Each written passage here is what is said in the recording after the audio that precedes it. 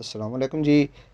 ਅੱਜ ਜੀ ਤੁਹਾਨੂੰ ਅਸੀਂ ਦਿਖਾਣੇ ਹੈ ਪੱਖੇ, ਹੱਥ ਦੇ ਪੱਖੇ ਜਾਂ ਪੱਖੀਆਂ ਵੀ ਇਹਨੂੰ ਬੋਲਿਆ ਜਾਂਦਾ ਹੈ।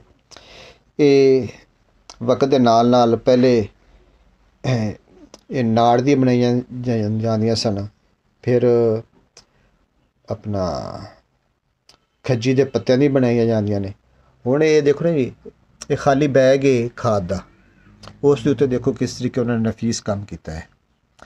ਮਾਸ਼ਾਅੱਲਾ ਜੀ, ਕਮਾਲ ਕਰ ਦਿੱਤੇ ਨੇ। ये देखो,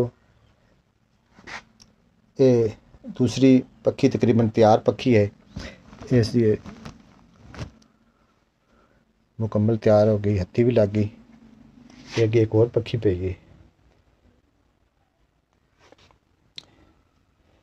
देखो क्या खूबसूरत काम है। पंजाब कल्चर, पंजाब दी सकाफत रहतल, ਇਹ ਚੀਜ਼ਾਂ ਨੇ ਜਿਹੜੀਆਂ ਪੱਖੇ ਇਹ ਅਜੇ ਤੱਕ ਤਿਆਰ ਹੋ ਰਹੇ ਨੇ। ਇਹਨਾਂ ਦੀ ਝਾਲਰ ਲੱਗਣੀ ਹੈ, ਬਾਕੀ ਇਹ ਹੱਥੀ ਲੱਗ ਗਈ, ਇਹਨਾਂ ਨੂੰ ਤਿਆਰ ਹੋ ਗਏ। ਇਹ ਦੇਖੋ, ਇਹ ਵੀ ਤਕਰੀਬਨ ਤਿਆਰ ਹੋ ਗਏ, ਇਹ ਵੀ ਤਿਆਰ ਹੋਇਆ ਪਿਆ। ਕਿਆ ਕਮਾਲ ਦਾ ਕੰਮ ਹੈ, ਮਾਸ਼ਾਅੱਲਾ ਜੀ, ਜ਼ਬਰਦਸਤ।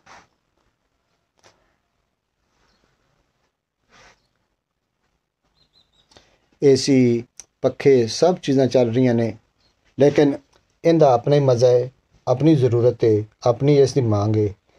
इनकी हर दौर दे विच ही मांग रही है।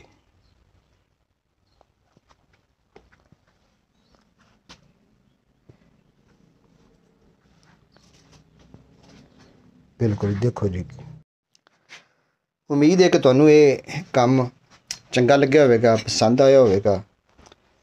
ते चंगा लग्या तो साडे चैनल नू सबसक्राइब करो, लाइक करो, ते इस काम नू अगे शेयर करो। पंजाबी होने का सबूत दो, पंजाब के कल्चर नू, सकाफत नू प्रमोट करो। इस दे नाल इजाज़त चाहने, साडा तुहाडा रब राखा। जीवे पंजाबी साडा वसे पंजाब, खुश होवे हाली ते हसे पंजाब।